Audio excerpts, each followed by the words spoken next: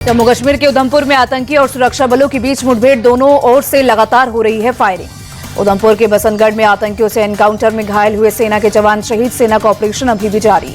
आतंकवादियों की तलाश में पहुंच के लसाना वन क्षेत्र में एसओजी का विशेष अभियान। सर्च अभियान में सेना के जवान भी शामिल। कुलगाम में सुरक्षा बलों का आतंकियों से मुठभेड़। फेमस अबरबल वाटरफॉल के पास गोलियों की आवाज सुनी गई। भारत में पाकिस्तान सरकार का एक्स अकाउंट ब्लॉक। आईटी मंत्रालय ने एक्स से की थी खाता बंद करने की अपील। पहलगाम आतंकी हमले के बाद बड़ी कार्रवाई।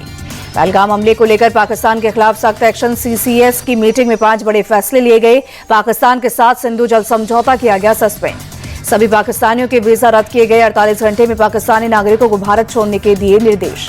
भारत में पाकिस्तानी दूतावास बंद किया जाएगा। 48 घंटे में पाकिस्तानी राजनयिकों को भारत छोड़ने को कहा गया।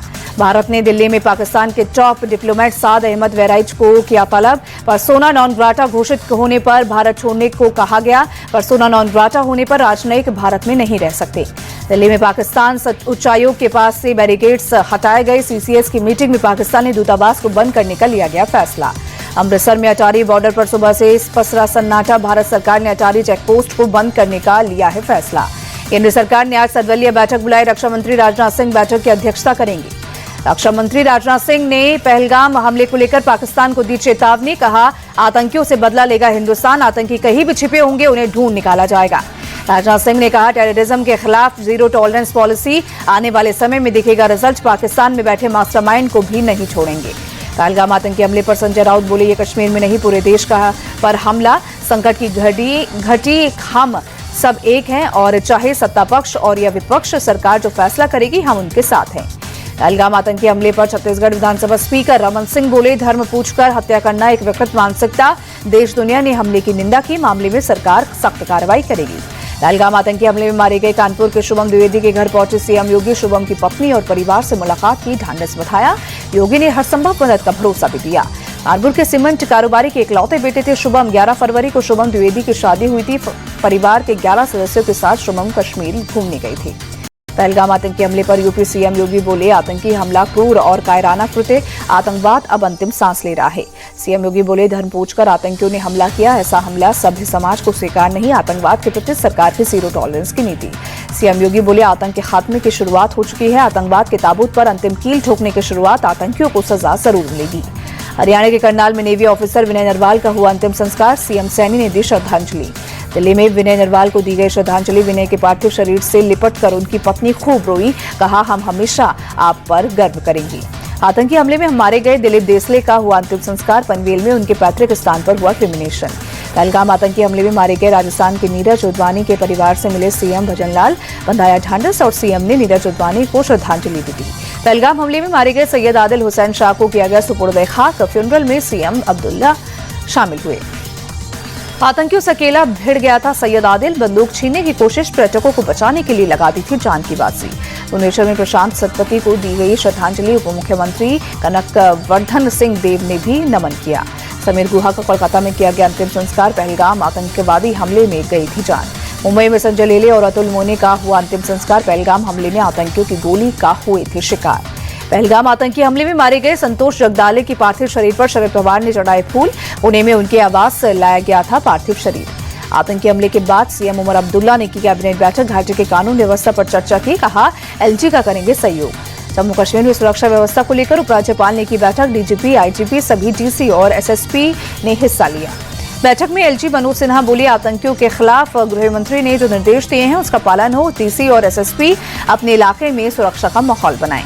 अनंतनाग पुलिस ने 20 लाख के इनाम की घोषणा की। पहलगाम हमले से संबंधित आतंकियों की सूचना देने वाले को मिलेगा इनाम। अनंतनाग में बढ़ाई गई सुरक्षा। श्रीनगर जम्मू नेशनल हाईवे पर गाड़ियों की हो रही है चेकिंग। जम्मू कश्मीर में कई दफ्तरों के कर्मियों को वर्क फ्रॉम होम का निर्देश। बारामूला में पीएम पैकेज के तहत कार्यरत कर्मियों को 27 अप्रैल तक वर्क फ्रॉम होम का आदेश जारी। आतंकी हमले के बाद पहलगाम में आज भी सभी दुकानें और बाजार बंद। पूरे इलाके में सन्नाटा पसरा। 22 अप्रैल को हुए हमले के 26 लोगों की गई थी जान। दिल्ली में एनआईए मुख्यालय की सुरक्षा कड़ी की गई। यहीं पर 26 गैर मुंबई हमलों का आरोपी तैफूर राणा हिरासत में रखा गया है। ब्रिटेन के पूर्व पीएम ऋषि सुनक ने लिखा, हम भारत के साथ शोक में साथ हैं। आतंक कभी नहीं जीतेगा। कनाना देवी पहलगाम आतंकी हमले की निंदा की प्रधानमंत्री मां कानी ने ट्वीट में लिखा, ये हिंसा का एक मूर्खतापूर्ण और चौंकाने वाला कृत्य है। नेपाल के पीएम केपी शर्मा ओली ने पीएम मोदी से की बात। पीएम मोदी ने नेपाली नागरिक के मारे जाने पर संवेदना व्यक्त की। अमेरिकी उपराष्ट्रपति जेडी वेंस की 4 दिवसीय भारत की यात्रा खत्म, पत्नी और बच्चों के साथ अमेरिका रवाना हुई। FIIT जेई कोचिंग सेंटर मामले में दिल्ली, नोएडा और गुरुग्राम में 8 स्थानों पर ईडी की रेड। प्रोमोटर डीके गोयल सहित प्रमुख साजिशकर्ताओं के ठिकानों पर पहुंची ईडी की टीम। इसी साल जनवरी में बिना सूचना के कई FIIT जेई सेंटर्स अचानक हुए थे बंद। करीब 12,000 छात्र हुए थे प्रभावित। लखनऊ में प्रतिबंधित आतंकी संगठन खालिस्तान कमांडो फोर्स का मंगत सिंह उर्फ मंगा गिरफ्तार। मंगा पर 25,000 रुपए का इनाम घोषित था। जम्मू श्रीनगर में NH 44 पर यातायात बहाल। रामबन में बाढ़ और लैंडस्लाइड के बाद से था बंद। भारतीय टीम ने क्रिकेट कोच गौतम गंभीर को जान से मारने की धमकी। ISIS कश्मीर की ओर से धमकी मिली। गंभीर ने दिल्ली पुलिस में शिकायत दर्ज कराई। IPL में रॉयल चैलेंजर्स बेंगलोर और राजस्थान रॉयल्स के बीच आज होगा मुकाबला। बेंगलोर में शाम 7:30 बजे शुरू होगा मैच। बेंगलोर और राजस्थान दोनों टीमों के बीच अब तक 32 मुकाबले हुए। 16 में RCB जीती, वहीं 14 में राजस्थान ने मारी बाजी। RCB से मुकाबले से पहले बोले राजस्थान रॉयल्स के chief coach Rahul Dravid, league चरण में अब सिर्फ 6 मैच बाकी हैं और गलती बर्दाश्त नहीं कर सकते। राजस्थान के खिलाफ मुकाबले से पहले RCB को अनिल कुंबले की सलाह। कहा, विराट पडिक्कल को लंबे समय तक बल्लेबाजी करने की जरूरत। IPL में मुंबई इंडियंस ने लगातार चौथा मैच जीता। सनराइजर्स हैदराबाद को 7 विकेट से हराया। सनराइजर्स हैदराबाद ने पहले बल्लेबाजी कर 144 रन का दिया टारगेट। मुंबई ने 3 विकेट खोकर 16वें ओवर में जीता मैच। 144 रन के लक्ष्य का पीछा करने उतरी मुंबई की शुरुआत अच्छी नहीं रही। मुंबई को पहला झटका जल्दी लगा।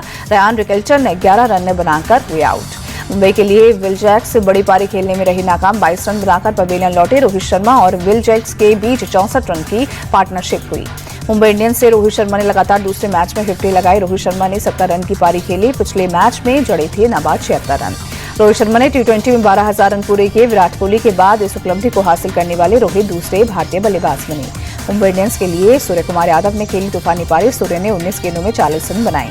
हैदराबाद की शुरुआत खराब हुई। SRH ने 35 रन के अंदर 5 विकेट झटकाए। SRH का टॉप ऑर्डर पूरी तरह से फेल। अभिषेक शर्मा 8, ईशान किशन 1 और नीतीश रेड्डी ने 2 विकेट रन बनाए। ट्रेविस हेड खाता खोले बिना पवेलियन लौटे। हेनरी क्लासन और अभिनव मनोहर ने संभाला मोर्चा। दोनों के बीच 6 विकेट के लिए 99 रन की साझेदारी थी। हेनरी क्लासन और अभिनव मनोहर ने टीम को 143 के स्कोर तक पहुंचाया। हेनरी क्लासन ने 44 गेंदों में 71 रन बनाए। अभिनव मनोहर ने 43 रन बनाए। MI के तेज गेंदबाजों दीपक चहर और ट्रेंट बोल्ट ने कमाल की गेंदबाजी की। दीपक ने 4 ओवर में महज 12 रन देकर 2 विकेट चटके।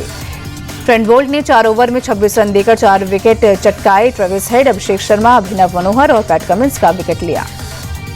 मुंबई के जसप्रीत बुमराह ने 300 T20 विकेट पूरे किए। मुंबई इंडियंस के लिए सबसे ज्यादा विकेट लेने के मलिंगा के रिकॉर्ड की बराबरी की। SRH को हराने के बाद MI के कप्तान हार्दिक पांड्या ने जताई खुशी। कहा, लड़के सही दिशा में गति पकड़ रहे हैं। मुंबई की लगातार 4 जीत के बाद IPL पॉइंट टेबल में हुआ बड़ा बदलाव। मुंबई इंडियंस पॉइंट टेबल में तीसरे स्थान पर पहुंची। हैदराबाद की टीम 6 हार के साथ 9वें स्थान पर बरकरार।